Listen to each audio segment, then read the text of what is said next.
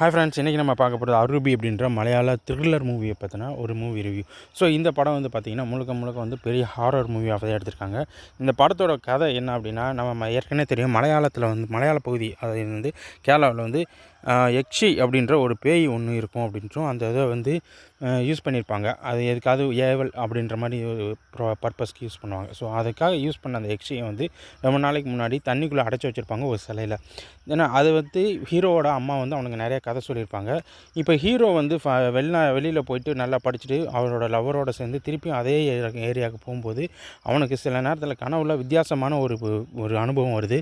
So யாரோ அவனது பக்கத்தில் வந்து தொட்டு தொட்டு தூக்குற மாதிரியும் அவனுக்கிட்ட பக்கத்தில் வர்ற மாதிரியும் அவனுக்கு தோணுது.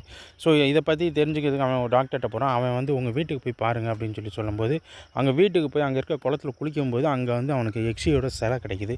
ஸோ அந்த யக்ஷியோட சிலையை அவன் தொட்டு திருப்பி வெளியில் எடுத்ததுனால அந்த யக்ஷி ரிலீஸ் ஆகிடுது.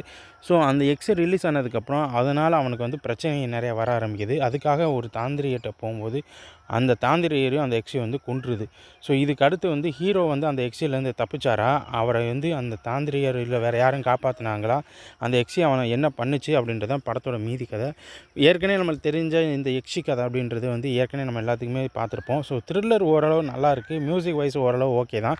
பட் ஏற்கனவே நம்ம பார்த்த யக்ஷி கதை அப்படின்றதுனால இது மாதிரி நிறையா ஏற்கனவே படங்கள் வந்திருக்கு. ஸோ அந்த அளவில் இருக்கிறதுனாலும் அடுத்து என்ன நடக்க போகுதுன்றது ஓரளவு கெஸ் பண்ண முடிய அளவில் தான் இந்த படம் இருக்குது. படம் வைஸ் வந்து ஓரளவு ஓகே தான், படம் பார்க்கலாம். பட் இந்த அளவில் வந்து ஏற்கனவே எடுத்த கதையை திருப்பி எடுத்துக்கிட்டு இருந்தால் நம்மளுக்கு வந்து அது செட் ஆகுமான்றதான் கண்டிப்பாக அது இல்லைன்னு தான் சொல்லணும். ஓகே, அடுத்த மீடியாவில் வெயிட் பண்ணலாம். நன்றி, வணக்கம்.